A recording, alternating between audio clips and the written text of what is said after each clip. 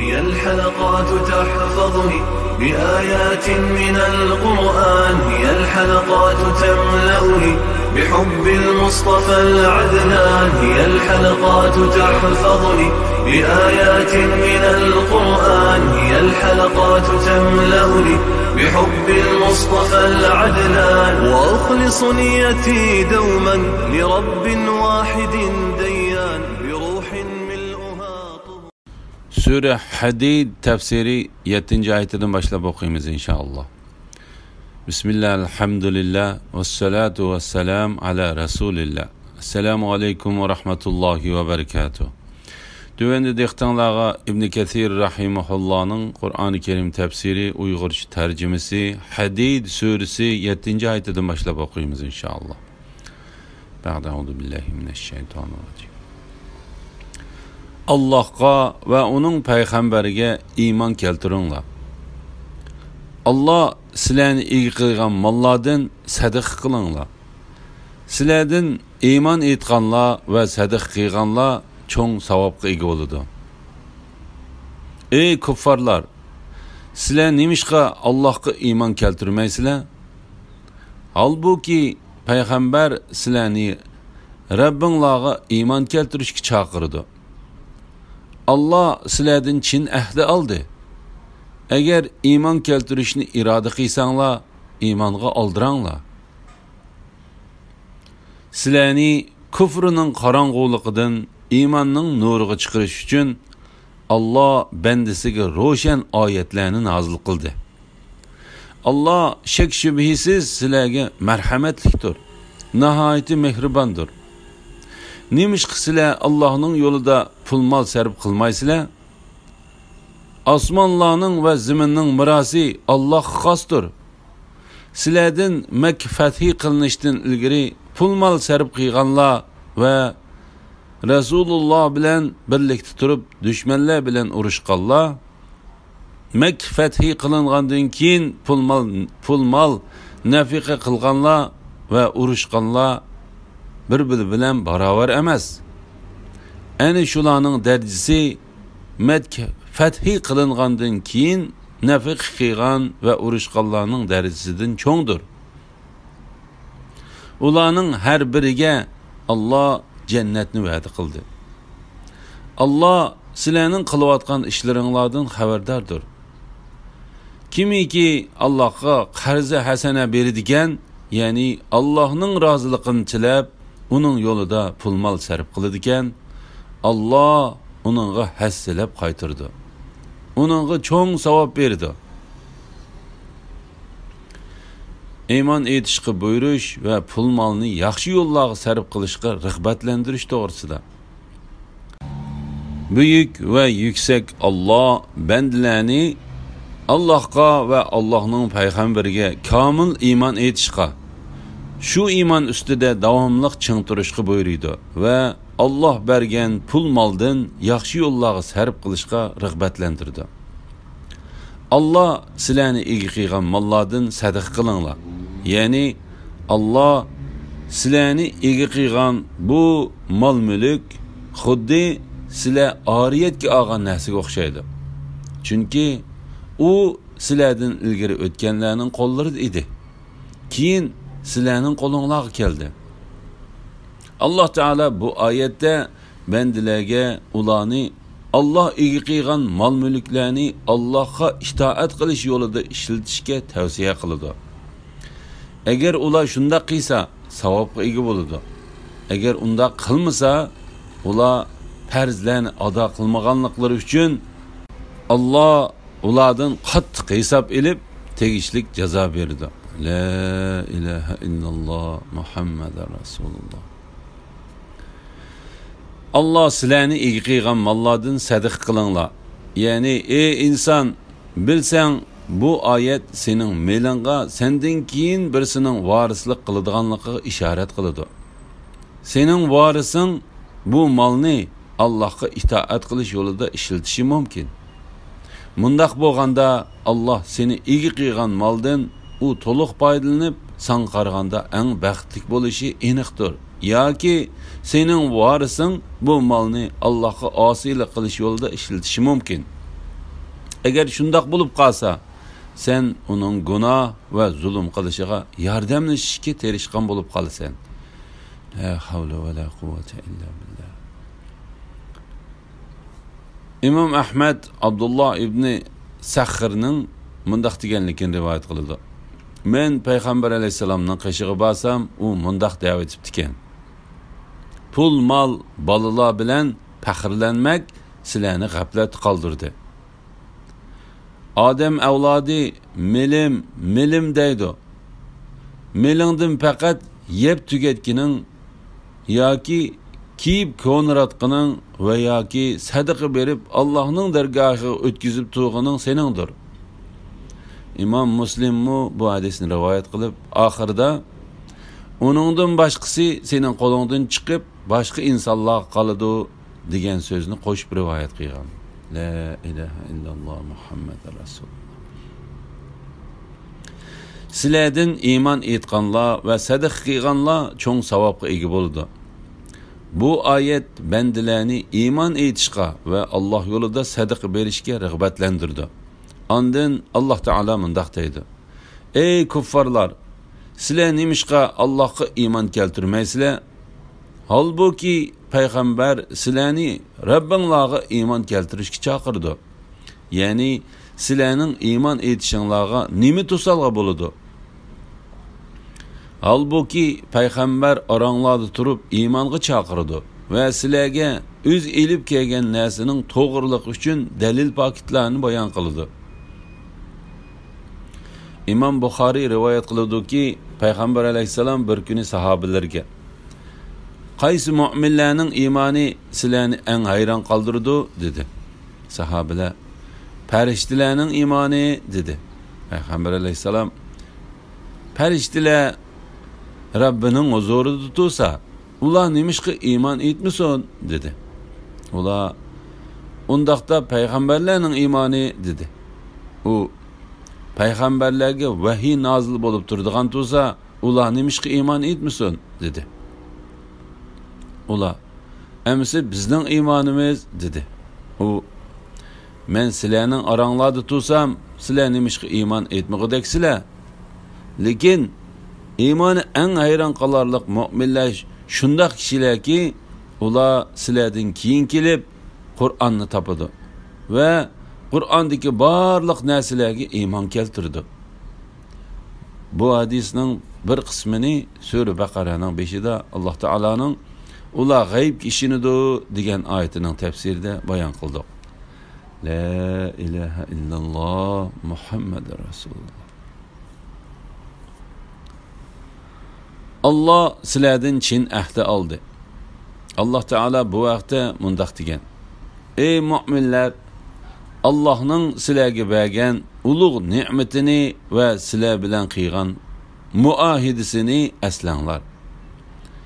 Ayni zamonda sizlar angladik va itoat qildik degan edinglar. Bu yerda deyilgan ahdidan payg'ambar alayhissalomga qilingan bay'at ko'z tutildi.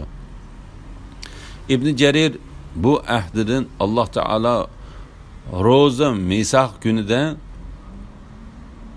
yani Adem aleyhisselam yaratılıp bo'lgandan keyin Allah onun dümbisini silab, ta ki qiyomat kunigacha onun pushtidan to'riladigan insonlardan va'da ilib olgan kunda Adem ballardan olgan ahdi ko'z tutiladi dedi. Mujohid bu qarashni to'g'ri topdi. La havla va la quvvata illa billah. Sizlarni kufrning qorong'uligidan, ya'ni nodonlik, kufri va qarshi bo'lgan fikr iqimlarining qorong'uliklaridan iymonning nuriga, hidoyat, ishonch va iymonning nuriga chiqarish uchun Allah bendisiga ro'shan oyatlarni, ya'ni ochiq dalil paketlarni, keskin isbotlarni nozil qildi. Allah shak shubhisiz sizlarga marhamatlikdir. Nihayet mehribondir. Yani Allah insanlara merhamet qilib, ularni to'g'ri yo'lga boshlash, ular orasidagi nachar illatlarni tozalash va dillardagi shak shubhalarni yo'qotish uchun kitoblarni nozil qildi va payg'ambarlarni avatdi. Alloh taolo bandalarni oldi bilan iymon etishga va sadaqa qilishga buyurdi. Ondan ularni iymon etishga qiziqtirib, ularning iymon etishiga to'salg'i bo'ladigan narsalarni yo'q qilganligini bayon qildi. Shundaqla ularni Alloh yo'lida pul mol sarf qilishga qiziqtirib mundaq dedi. Nimish qilsizlar Allohning yo'lida pul mol sarf qilmaysizlar? Osmonlarning va zaminning mirosi Allohga xosdir. Ya'ni pul melinglarni Alloh yo'lida sarf qilinglar. Faqir bo'lib qolishinglardan pul melinglarning ozlab ketishidan qo'rqmanglar. Chunki sizlar Alloh yo'lida sarf qilgan pul mol Allohningdir. Allah osmonlarning va zaminning podshohidir. Osmon zaminning xazinalarining ochqishlari Allohning ilkididir. U butun osmonlardagi barliq narsalarni o'z ichiga olgan koinotning egisidir. Allah bu haqda mundaq deydi. Allohning yo'lida bergan narsanglarning o'rnini Allah to'ldirib berdi. U rizq bergichilarning yaxshisidir. La ilahe illalloh Muhammedur Rasululloh. Ey insanlar, sizlarning ilkinglardagi narsalar tugaydi. Allohning dargohidagi narsalar tugamasdir. Kim Allohga tavakkul qiladigan, pul melini Alloh yo'lida sarf qiladi. Pul melini arshning egisi bo'lgan Allohning kim etib etishidan qo'rqmaydi. Shundaqla Alloh yo'lida sarf qilgan pul melining o'rnini Allohning to'ldirib beradiganligiga haqiqiy ishonidir. La ilaha illalloh Muhammedur Rasululloh. Makka fathi bo'lishdan ilgari Alloh yo'lida sarf qilgan pul molning jihodning fazilati to'g'risida. Sizlardan Makka fathi qilinishdan ilgari pul mol sarf qilganlar va Rasululloh bilan birlikda turib dushmanlar bilan urushganlar, Makka fathi qilingandan keyin pul mol nafiqa qilganlar va urushganlar bir-biri bilan barobar emas. Chunki Makka fathi qilinishdan ilgari ahvol nihoyat og'ir bo'lib, shu chaqlarda faqat rostchil kishilar islomga kirgan edi. Ammo Makka fathi qilingandan keyin islom dini cho'ng g'alabaga erishdi. Odamlar Allohning diniga top-top bo'lib kirdi. Shunga Alloh taolo mundaq deydi. Ana shularning darajasi Makka fathi qilingandan keyin nafiq qilgan va urushganlarning darajasidan cho'ngdir. Ularning har biriga Alloh jannatni va'da qildi. Ko'p sondagi tafsirshunoslar bu oyatdagi fathini Makkaning fathi qilinishi deb qaraydi. Sha'bi va boshqalar bu fathidan Hudaybiya sulhis ko'z tutildi deydi va bu qarishiga Imom Ahmad Anasdan rivoyat qilgan tuvandagi hadisni dalil qilib ko'z tutdi. Anas radhiyallohu anhu mundaq deydi. Xolid ibn Valid bilan Abdurrahman ibn Avfning orasida talash tortish yuz berdi. Xolid Abdurrahmanga: "Sizlar bizdan ilgari islomga kirganliginglar uchun bizning ishimizga aralashsizlar", dedi. Anglashimizcha bu talash tortish hatto payg'ambar alayhisalomga yetkazilgan. Shuning bilan payg'ambar alayhisalom: "Mening sahobalarimga til tekkizmanglar. Mening jinim ilkida bo'lgan zot Allohning nomi bilan qasamki, sizlar Alloh yo'lida Uhud tog'idek oltinni sarf qilsanglarmi, amallaringlarni ularning amallarining darajasiga yetkazolmaysizlar", degan ekan. Hammaga ma'lumki, bu so'zning deyilishiga sababchi bo'lgan Xolid ibn Valid bo'lsa, Hudaybiya sulhisi bilan Makka fathi qilinishining oraliqida islomga kirgan edi. Uning bilan Abdurrahmanning orasidagi bu talash tortish bo'lsa, ya'ni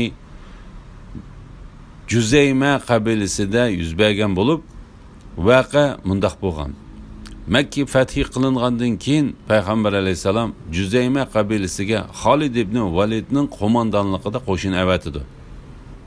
Qo'shin ularning yurtiga yetib borganda, ular islomga kirdik deyolmay, diniga yetkeldik deyishga boshlaydi.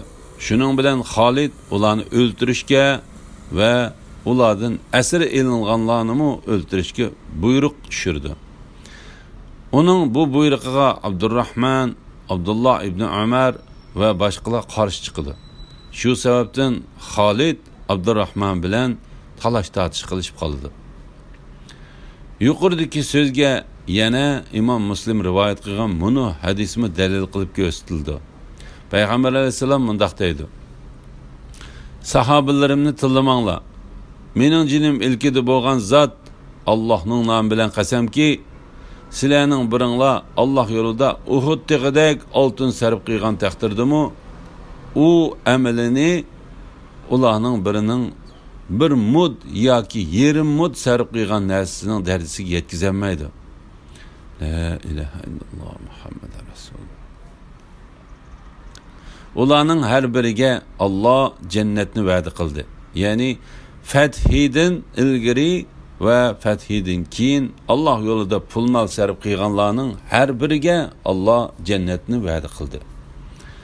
Gerçi ularning orasidagi mukofotlar yuqori tuvan bo'lishdek farqlar bo'lsa-mu, ular qilgan amallarga qarata savobga erishadi.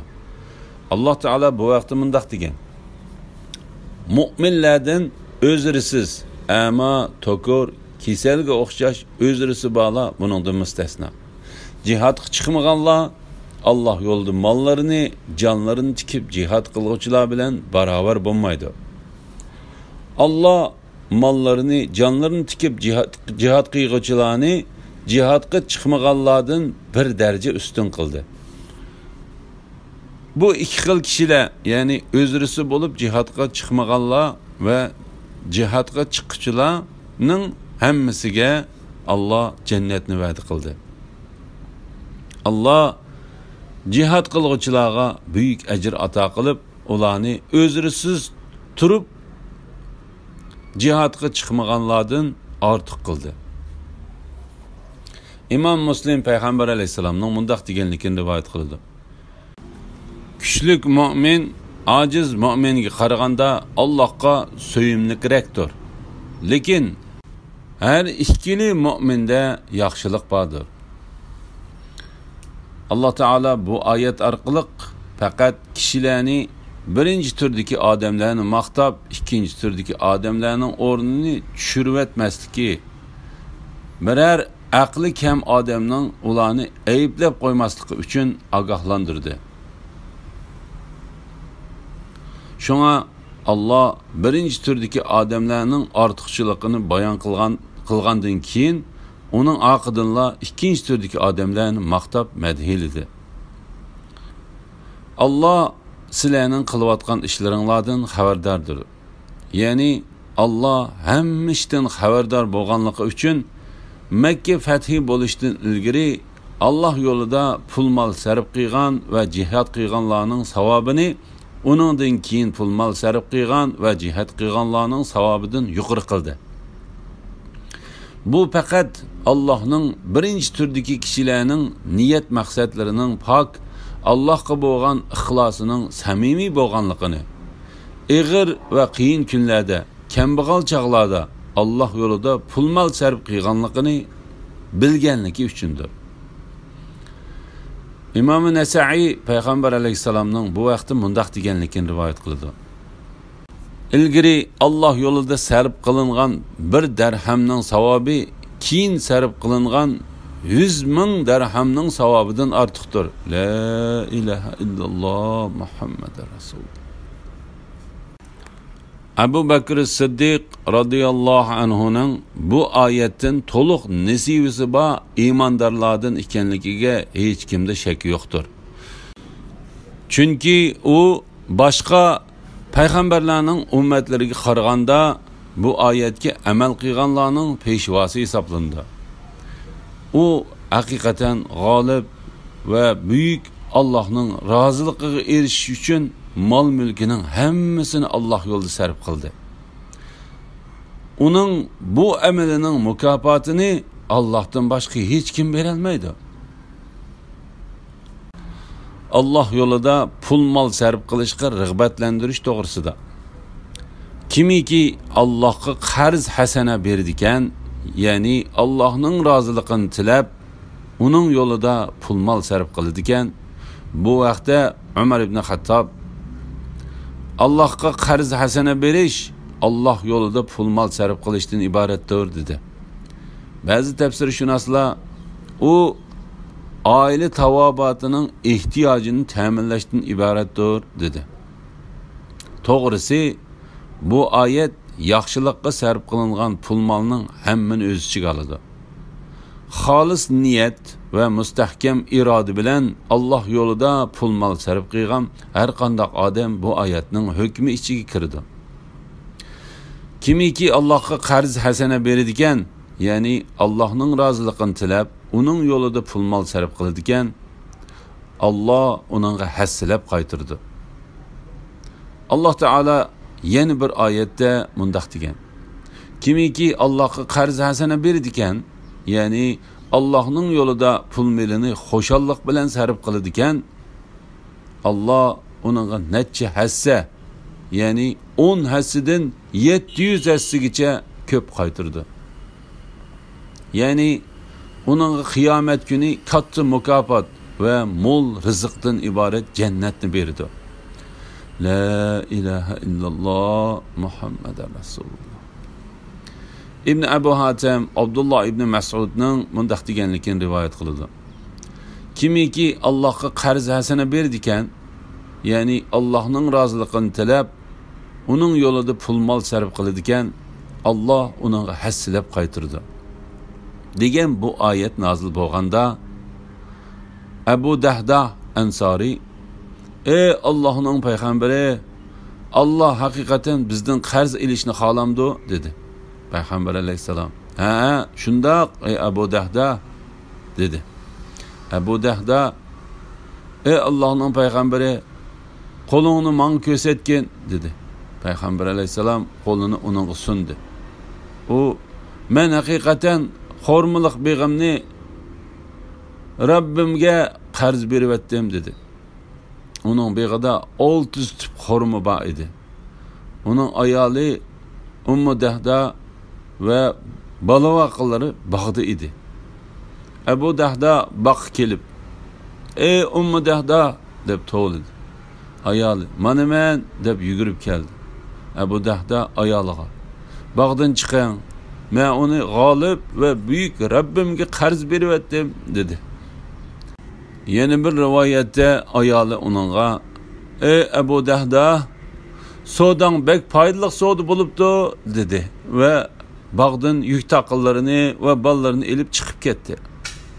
Peygamber aleyhisselam mundaq dedi: "Cennette Ebu Dahda'ga nurgun xomu bağları verildi." Yeni bir rivayette o mundaq dedi: "Cennette Ebu Dahda'ga tüpleri mervayet ve yakutun boğan nurgun bulak xormu bağları verildi." La ilahe illallah Muhammeden Resulullah. Elhamdülillah. Yukarıda Sure Hadid tefsirinden 11. ayetkiçe anladığınlar. Ahirini keyin qitimliq o'qishimiz davomlashtiramiz inshaalloh. Va sallallohu ala Muhammad va ala alihi va sahbihi ajma'in. Assalomu alaykum va rahmatullohi va barakatuh.